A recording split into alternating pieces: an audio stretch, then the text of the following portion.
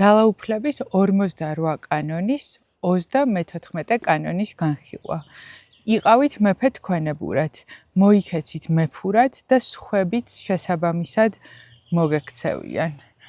ამ კანონს ვეთანხმები ისე, როგორც არ ვიცი, მთელი გულით და სულით, იმიტომ რომ აქ არის საუბარი თავდაჯერებულობაზე და რამდენად ბევრი შესაძლებლობების გაჩენა და მიღწევა შეუძლია ადამიანს, რომელიც არის თავდაჯერებული იმ ადამიანთან მიმართებაში, ვინც არის თავდაუჯერებელი. კანონის ფორმულირება. თქვენდამი დამოკიდებულებას ის განაპირობებს, თქვენ როგორ იქცევით. შორეული პერსპექტივის გათვალისწინებით, თუ ვულგარულად ან მეტისმეტად უბრალოდ გამოიყურებით, ადამიანებს აგდებული დამოკიდებულება ექნებათ. მეფე ხომ თავს პატივს სცემს და იმავე გრძნობებს აღძრავს სხვა ადამიანებში. მოიქეცით მეფურად და საკუთარ ძალებში დარწმუნებული შექმნით შთაბეჭდილებას, რომ გვირგვინის ტარების ღირსი ხართ. ამ კანონის გამოყენება შეგვიძლია ყველას, მიუხედავად იმისა, პირდაპირ მეფობა და მმართველობა გვინდა თუ არა, როგორც ოჯახში, ისე მეგობრებთან, ისე საქმიან ურთიერთობებში, კონტენტის შექმნისას, ბლოგერობისას, მოკლედ არა აქვს მნიშვნელობა, სად მოღვაწეობს და რა მიზნები გვაქვს. თავდაჯერებულობა ნიშნავს იმას, რომ საკუთარ თავს, ესე ვთქვათ, ვცემთ პატივს და შესაბამისად ჩვენ გარშემო მყოფი ადამიანებიც გვცემენ პატივს. ყველა სოციალურ როლს აქვს თავისი დამახასიათებელი ატრიბუტიკა, ეთიკის ნორმები, ქცევა, ხო? ზოგიერთ პროფესიას საერთოდ ჩასაბარებელიც კი აქვს გამოცდა, რომ გაიგონ, ესე ვთქვათ, იცავს თუ არა ეთიკას და ესმის თუ არა ეთიკა თავისი საქმიანობის, როგორიც არის მაგალითად იურისტი, ქოუჩი, ფსიქოლოგს ლიცენზია ჭირდება, ასე შემდეგ და ასე შემდეგ. და პლუს ამას დავამატებდი, რომ ჩვენ შეიძლება განსაკუთრებით ქართველები არ ვიყოთ ბუნებრივად თავდაჯერებულები, იმიტომ რომ რაღაცნაირად გვზრდიდნენ. ეს სხვა, ესე ვთქვათ, სასაუბრო თემაა, მაგრამ თავდაჯერებულობა არის აბსოლუტურად დასწავლადი უნარი და აი ეს ცნობილი გამონათქვამი ინგლისურად, რომელიც არის fake it until you make it, ქართველებმა შეგვიძლია ავითვისოთ და ისე კარგად გამოვიყენოთ, რომ ბოლოს შევისისხორცოთ ეს თავდაჯერებულობა და იყოს ჩვენთვის ავთენტური მდგომარეობა. არასოდეს დაკარგო საკუთარი თავის პატივისცემა და როცა მარტო ხარ, თავადაც უპატივცემულად ნუ მოეკიდები თავს. დაეშენი ბუნების მთლიანობა გახდა შენივე მორალური სტანდარტი. და აი ეს embodiment რაც არის, ხო? რასაც ვსაუბრობ, ჩემი სხეულიც იმას ტრანსლირებს. თუ ვსაუბრობ თავდაჯერებულობაზე, ჩემი ქცევა, მანერები არის თავდაჯერებული. თუ ვსაუბრობ ჯანსაღყვებაზე, ჩემი რაციონი არის ჯანსაღი და ჩემი სხეული ასხივებს იმას, ხო? ამიტომ ძალიან მნიშვნელოვანია განსაკუთრებით კონტენტის კეთებისას და ზოგადად საჯარო გამოსვლებისას და საჯაროობისას, რაზეც ვსაუბრობთ, ხო? ეს არ იყოს მარტო საუბარი, არამედ გვეტყობოდეს ჩაცმაშიც, ქცევაშიც, ჟესტებშიც, ინტერესებშიც, ანუ ინტეგრირებული იყოს ჩვენი ეს საჯარო ინტერესები რეალურად ცხოვრებაში. და კიდევ ვიტყვი, რომ ადამიანი ნამდვილი არის მაშინ, როცა ალბათ აბაზანაშია, მარტოა, იცის, რომ არავინ არ უყურებს და მაგ დროს არის ავთენტური, მაგრამ მაგ სივრცეშიც კი უნდა ვატაროთ გვირგვინი, იმიტომ რომ ეგეთი სივრცეებიდან სახლში მარტო ხარ, საუზმობ, ისაუზმე თავდაჯერებულმა, ისაუზმე ისე ჩაცმულმა, რომ თუ გჭირდება ეს მოგიტანოს თავდაჯერებულობა. მიიღე ისეთი საკვები, რომელიც გაგაჯანსაღებს და მთელი დღე იქნები მსუბუქად და იამაყე იმით თუ რა ჭამე და რა კარგად მოექეთ შენ სხეულს და გაუფრთხილდი. ანუ მაშინაც კი როცა მარტო ვართ და საკუთარ თავთან ვჩებით, არ უნდა მოვიხსნათ ეს გვირგვინი და არ უნდა გადავდოთ, იმიტომ რომ მე ეს სხვა ადამიანები ადამიანებთან ურთიერთობებშიც გვემართება, ხან გვაქვს გვირგვინი, ხან არ გვაქვს და თუ სტაბილურები და თანმიმდევრულები არ ვართ იმაში, რომ ვართ თავდაჯარებული, ეს გვეტყობა ავტომატურად ჩვენ თვითონ არ ვცემთ საკუთარ თავს პატივს და შემდეგ რა თქმა უნდა იგივეს ტრანსლირებს ჩვენი სხეული და შესაბამისად ჩვენი გარემო და იქ მყოფი ადამიანებიც ირეკლავენ ამ საკუთარი თავის უპატივცემულობას ჩვენ მიმართ და მე ჩვენ ვცდილობთ რომ ძალით გვცემ პატივი და ძალით არ გამოდის, იმიტომ რომ როგორც კი დატოვებ ოთახს ისევ ესე ვთქვათ იქნება ის ენერგია რომ შენ არ გცემენ პატივს.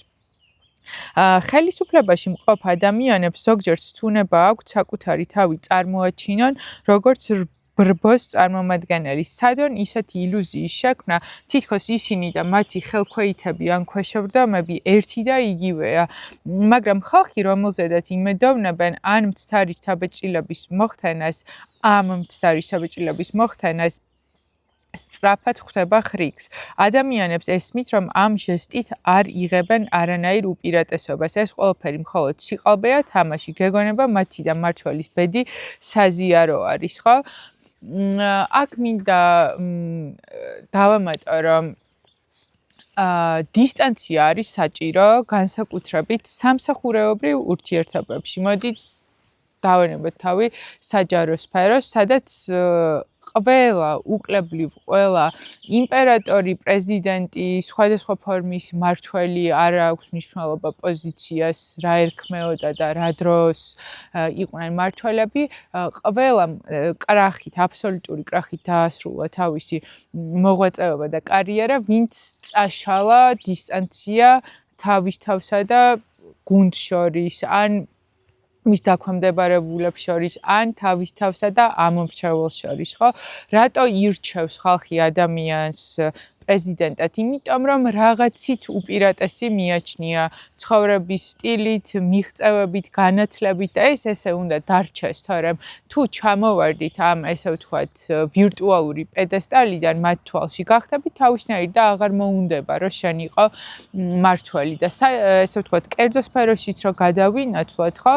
აი უფროსა და დაქვემდებარებულებს შორის ურთიერთობა კი უნდა იყოს მეგობრული განწყობა და არა საუკეთესო მეგობრები ვართ, იმიტომ რომ მეგობართან მე რთულია რომ რაღაც არ მოგეწონა და შენიშვნა მიცე, ან უნდა არჩიო ფორმა, აბა ესე უთხრა თუ ისე უთხრა და რაც არ უნდა ფორმა შეარჩიოთ, თუ ურთიერთობა არის გადასული ზედმეტად ფამილიარულ ფაზაში და თქვენ ხართ BFF-ები, მაგ შემთხვევაში ყველს არის წყენა და რეალურად თქვენ გიწევთ როგორც უფროს და მმართველს თავის დაპატარავება, იმდენი ფიქრი გიწევთ, რომ ეს ურთიერთობა არ დააზიანოთ მეგობრული.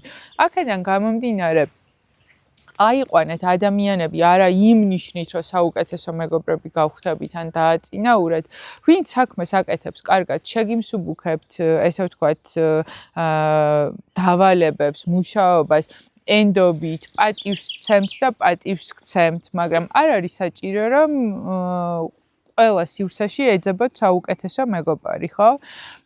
და კოლუმბზე არის ძალიან კარგი მაგალითი მოყვანილი, რომელიც ისე რა მეზღვაური იყო, ნებისმიერი მისი გემის თანამშრომელი, ესე ვთქვათ, იყო მასზე უკეთესი მეზღვაური, აქ ავტორს აქვს ესე ვთქვათ დაწერილი, რომ კუნძულს და კონტინენტს ერთმანეთისგან ვერ არჩევდაო, იმიტომ რომ განეც ვერ ზომავდაო და იყო საშინელი უფროსი, რაც ცუდად ექცეოდა ეკიპაჟს, მაგრამ იყო საუკეთესო თავის გამყიდველი, ანუ ძალიან კარგად შეეძლო საკუთარი თავის შეფუთვა, თავდაჯერებულად წარმოჩენა, შესაძლებლობების დანახება სხვებისთვის თუ რამდენად შეიძლება მასთან თანამშრომლობით წინ წავიდეს და აი ისეთ დროს და ისეთი ადამიანებისგან და მმართველებისგან მოიპოვა დაფინანსება და მხარდაჭერა, რომელიც სხვას არავითარ შემთხვევაში ესე ვთქვათ არ მიცემდნენ კოლუმბის ადგილას რო ყოფილიყო. ანუ კოლუმბმა თავისი რეპუტაცია და ნარატივი შექმნა არაფრისგან იმ შესაძლებლობებისთვის, რაც მან მიიღო, მისი ესე ვთქვათ ოჯახის ბექგრაუნდი ან ისტორია იყო არაფერი, ხო? და ავტორი გვეუბნება, რომ კოლუმბივითო უნდა დაარწმუნოთო თავიო, რომ საუკეთესოს იმსახურებთო და თავისი იძულება უნდა შეგვეძლოს, რომ მოვითხოვოთ ეს საუკეთესო, ისე როგორც ბავშვობაში ვითხოვდით. ამის მისაღწევად თვითონ უნდა განმოვითაროთ გარკვეული სტრატეგია და მივყვეთ მას. ვუწოდოთ მას გვირგვინის სტრატეგია და დღევანდელი ეპიზოდის დავალება იქნება რა არის თქვენი გვირგვინის სტრატეგია, ანუ როგორ უნდა გახდეთ თავდაჯერებული იმისთვის, რომ მიიღოთ საუკეთესო, იმიტომ რომ ყველა ადამიანი თავისი დაბადებით უკვე უფლებამოსილია, რომ ქონდეს საუკეთესო ცხოვრება და ძალიან კარგი ჩართვა არის ეს, რომ აი ბავშვი როგორც ითხოვს, ხო? ბავშვმა არ იცის არა ბავშვ ჩვენი არებით და უარებით მერე ვაშაბლონებთ და ვასწავლით, რომ ეს არ შეგილია, ეს არ შეიძლება, ეს უნდა დაიმსახურო, უპირობოდ არ მიყვარხარ, ხო? კარგი მოსწავლე უნდა იყო, ან ათლეტი უნდა იყო, ასე შემდეგ და ასე შემდეგ, მაგრამ ბავშვი იბადება ბუნებრივად იმ მოცემულობით, რომ მე ვარ იესო, მე ვარ ღმერთიშვილი და მე ვიმსახურებ ყველაფერს და მე ჩვენ ჯაბნით და ვაპატარავებთ მას. ანუ ჩვენში ეს ყველაფერი არის, აი ეს სიუხვე ბუნებრივად გვაქვს, მაგრამ დაგვაწერეს ეს შაბლონები თუ პროგრამები და დავიჭმუჭდეთ და დავპატარავდით და ზუსტად ეგ არის ესე ვთქვათ ჩვენი მიზანი ამ ცხოვრებაში, რაც გავიზრდებით და მივხვდებით, რომ ჩვენ ყველაფრის შექმნა შეგვიძლია და იმ ცხოვრებით ცხოვრება რაც გვსურს და ვის როგორ გვინდა, რომ წავშალოთ ეს შაბლონები და საკუთარი თავი დავუბრუნოთ ბავშვობას იმ აღქმებით, რომ მინდა ეს ხე მექნება, მინდა ეს მდგომარეობა, სტატუსი, მეგობრები, მშენებლობა, არ ვიცი, ვოგის ჟურნალის cover-ზე ყოფნა, მექნება, უნდა მოვითხოვო, უნდა ვიყო თავდაჯერებული, იმიტომ რომ მე ვარ ღმერთიშვილი, მე დავიბადე იმ მოცემულობით, რომ ვიმსახურებ საუკეთესოს. ღმერთიშვილობა ავტორს არ უწერია, ჩემი ინტერპრეტაცია, იმიტომ რომ ჩვენი რელიგიაც და ყველა დიდი რელიგია მოკლედ ეუბნება თავის მიმდევრებს, რომ ღმერთიშვილები ხართ და ერთმა თუ შეძლოთ, თქვენ შეგიძლიათ და რა დაგვემართა გამთავისუფლეთ, ხო, ამ შეზღუდული აზროვნებიდან. მერე ესეც ჩანაწერია, რომ მეფურად თავის დაჭერა არ უნდა აგვერიოს ქედმაღლობაში, რადგან ქედმაღლობა მხოლოდ შფოთვასა და სისუსტეს ამჟღავნეს. ამგვარად ის მეფური ქცევის სრულიად საპირისპიროა და ამაზე ვიტყოდი, რომ ადამიანებს ძალით და მუქარით კი არ უნდა ვაიძულოთ, რომ პატივი გვცან. ეს ბუნებრივი მოცემულობა უნდა იყოს და თუ ხვდებით, რომ რომელიმე სივრცეში უპატივცემულოდ გვექცევიან, პირველი არის, რომ ან ჩვენ არ ვართ თავდაჯერებული ამ სივრცეში, მეორე არის, რომ ზოგადად ტუტუცები არიან, ან ტუტუცია ეს ადამიანი და იმისთვის სულ ერთია შენ ცემ საკუთარ პატივს თუ არ გცემ და შეგიძლია რომ ეს ადამიანი შენ ცხოვრებაში არ იყოს მოიშორო, ანუ გაფილტრო შენი წრე და თუ პირველი შემთხვევა არის, რომ ჩვენ საკმარისად არ ვცემთ პატივს, რას ვაკეთებთ? ვიდგამთ ან ვირტუალურ გვირგვინს, ან გამოვიწერთ გვირგვინს და დავიდგამთ, სხვათა შორის ჩემი ვარდისფერი გვირგვინი გზაშია, იმიტომ რომ მიუხედავად იმისა, ადამიანებს გონიათ, რომ ძალიან თავდაჯერებული ვარ, საშუალო ქართველ ქალზე ბევრად თავდაჯერებული ვარ, მინდა ვთქვა, იმიტომ რომ ჩემს ოჯახში მე ვფიქრობ, რომ აი ეს ძალიან კარგი პროგრამები და კოდები ჩაიდო იმასთან დაკავშირებით, რომ მე შემილია ამას გავაკეთებ, ვიმსახურებ, ანუ ამ ხრივ ძალიან კარგ გარემოში ვიყავი, მაგრამ იყო იქ რაღაცა ეს ქართული დაჯერებები, თავისთავთან მიმართებაში თავდაუჯერებლობები, რაც მე ესე ვთქვათ, ავიღე და შევისის ხორცად და მინდა რომ სწრაფად დავამუშაო ეს პროგრამები, განთავისუფლე ამ დაჯერებებისგან და მოკლედ გამოვიწერე ვარდისფერი გვირგვინი, რომელთაც შეიძლება ვიდეოებით ჩავწერო, ან სახლში ვიარო, ან გარეთ ვიარო, იმიტომ რომ თუ დამავიწყდა, რაღაც სიმბოლო მექნება პირდაპირ, რომელსაც დავინახავ და ჩემი მანტრა იქნება, რომ ელენე, მოიქეცი დედოფლურად, რა გჭირს შენ მეფე ხარ, ხო ყველაფერი შეგიძლია და თქვენც არ ვიცი თუ გინდათ ბეჭედი გაიკეთეთ, თუ გინდათ სამაჯური გაიკეთეთ, თუ გინდათ წარწერა ტელეფონზე გვირგვინი რაღაცა, რომ შეგახსენოთ ვინ ხარ და საიდან მოდიხარ და კიდევ ერთ რაღაცას დავამატებ, რომ არანაირი მნიშვნელობა არ აქვს რა არის თქვენი საწყისი წერტილი. ადამიანებს და მათ შორის იმ ადამიანებს, რომლებიც გონია, რომ ვაიმე როგორ წარმატებას მიაღწია, იმიტომ რომ ამერიკაში დაიბადა, ან იქ დაიბადა, ვისაც იცნობთ საჯაროდ, რომ არის ცნობადი და წარმატებული ყველა ადამიანს ქონდა მძიმე ბავშვობა ან ისეთი მძიმე ტრავმები, რაც აიძულებს და სთხოვს, რომ ეს არა თვითკმარობა შეივსოს იმის, რომ იყოს ცნობადი და ეს ემოციური დანაკლისი და ესე ვთქვათ უპირობო სიყვარული რო არ ქონია მშობლებისგან, მაგიტომ უნდა საზოგადოების ესე ვთქვათ ყურადღება. ამიტომ ნუ გონიათ, რომ არ ვიცი, ილონ მასკს ან ჯეფ ბეზოს ქონდა აი ისეთი სასურველი ბავშვობა და უპირობო სიყვარული, რომ ჩვენ იქამდე ვერ მივალთ. დაივიწყეთ რა არის საწყისი წერტილი, ანუ სად დაიბადეთ, როგორ პირობებში ცხოვრობდით, როგორ გექცეოდნენ, პირიქით ეგ ყველაფერი გამოიყენეთ იმის საწვავად, რომ რეალიზდეთ საკუთარი პოტენციალით, მისიით და მოწოდებით იცხოვრეთ და თქვენი განმარტებით რაც არის წარმატება და სიუხვე, იმ წარმატებაში და სიუხვეში იცხოვროთ. ავტორი გვეუბნება, დაიმახსოვრეთ, თქვენ თავად განსაზღვრავთ თქვენი თავის ფასს, ნაკლებს ითხოვთ და ზუსტად იმდენს მიიღებთ, ასე რომ მოითხოვეთ მეტი, ასე უჩვენებთ, რომ სინამდვილეში მეფური პატივის ღირსი ხართ. ისინიც კი ვისგანაც უარს მიიღებთ, პატივისცემით განიმსჭვალებიან თქვენდამი თავდაჯერებულობის გამო. ხოლო ეს პატივისცემა ადრე თუ გვიან თავის როლს შეასრულებს და მოულოდნელად ისეთი გზით მოგცემთ სარგებელს, რომლის წინასწარ პროგნოზირება შეუძლებელია. მე მაგალითად ძალიან მიჭირდა coaching-ის სესიებისთვის თანხის დაწესება, გამოვიკვლიე და საქართველოში აბსოლუტურად არ არის ეს გამჭირვალე რა ღირს coach-თან ან ფსიქოლოგთან, ესე ვთქვათ, მომსახურება, გულისხმობ, რომ განა ისინი მალავენ, არ არის სტატისტიკა, როგორც სხვა ქვეყნებში, რომ აი დამწყები coach-ი იღებს ამ თანხას, სერტიფიცირებული coach-ი იღებს ამ თანხას, ეს საათი ღირს ამდენი, ну, მოკლედ რაღაცა თანხამდე მივედი, რაც არის საათში 125 ლარი. ჩემი გადმოსახედიდან ეს არ არის მაღალი ანაზღაურება, თუმცა საქართველოში ეს არის საშუალო სტანდარტი.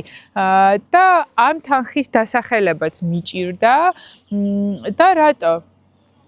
იმიტომ რომ მქონდა ზედმეტი თანაგრძნობა და აი რაღაცნაირად თვლიდი რომ ქართველებს არ აქვთ ამის შესაძლებლობა და მე მივხვდი რომ ეგ იყო ჩემი ისევ დაჯერება რომ საქართველოში ცხოვრება დუღჭირია ხალხს უჭირს ის ეს შეიძლება რაღაც ნაწილში ესეა, მაგრამ სხვა ქვეყნებშიც არის რაღაც ნაწილში ესა. Coaching-ი ვიღაცისთვის სხვაგანაც ნორვეგიაშიც ფუფუნებაა და ყველას ამის შესაძლებლობა არ აქვს. ამიტომ რაღაცნაირად მივედი იმ თავდაჯერებულობამდე, რომ იცი რა, შენი კარიერიდან გამომდინარე, ამდენი სწავლიდან, ამდენი რესურსიდან, გამოცდილებიდან, ხო? ანუ ამაზე დაბლა მე პირადად მირჩევნია რომ მაშინ იყოს მოდი უფასო და პრობონო ჩაატარე და აი როცა უკვე ეს თემა დავამუშავე ჩემში გავხდი თავდაჯერებული და სუბუქად ვამბობ ამ თანხას და შეიძლება მომავალში და უახლოეს მომავალში გაიზარდოს კიდევაც ხო და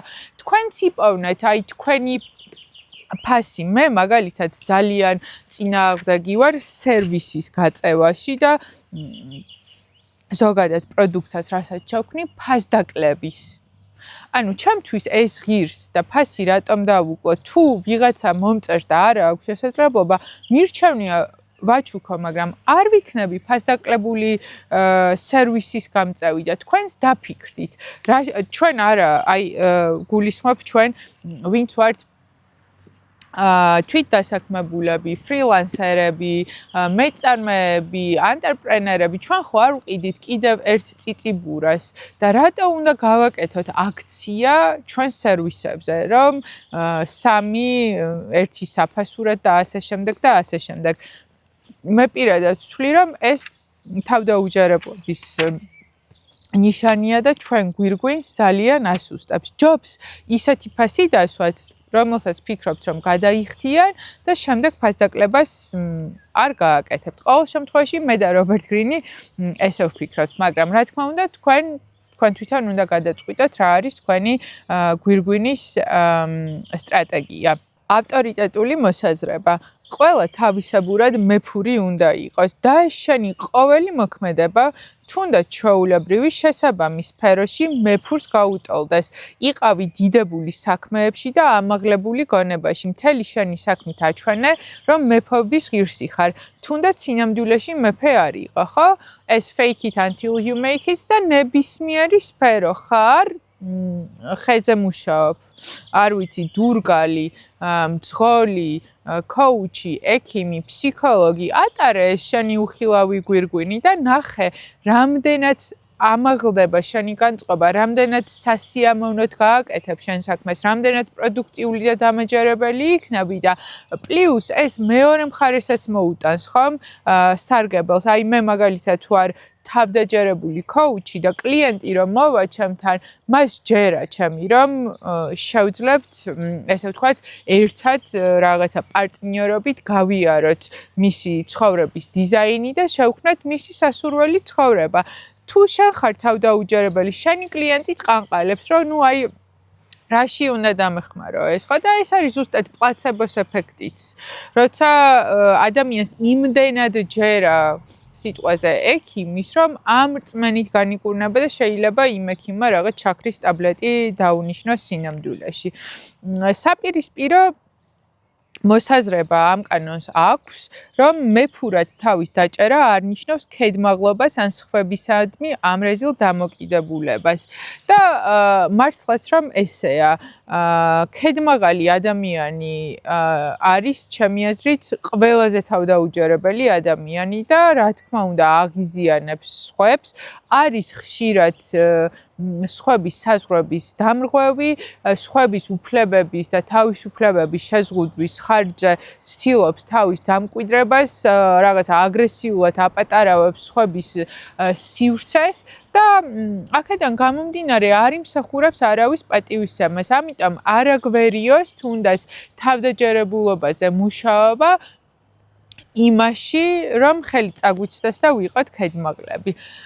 ძალიან დიდი მადლობა, ვინც ნახეთ ეს ეპიზოდი. გთხოვთ გაუზიაროთ ეს ეპიზოდი თქვენს მეგობრებს, ვისაც აინტერესებს წიგნები, ძალაუფლების 48 კანონი, ცხოვრებაში თავისი პოტენციალით ცხოვრება, არ ვიცი, ფულის ენერგია, იმიტომ რომ ამ არხზე მე ყველაფერზე ვსაუბრობ, რაც მე გამომადგა ცხოვრებაში, რა გამოცდილებაც გავიარე, იმისთვის რომ მეცხოვრა ჩემთვის სასურველი ცხოვრება. გამოიწერეთ არხი და დროებით.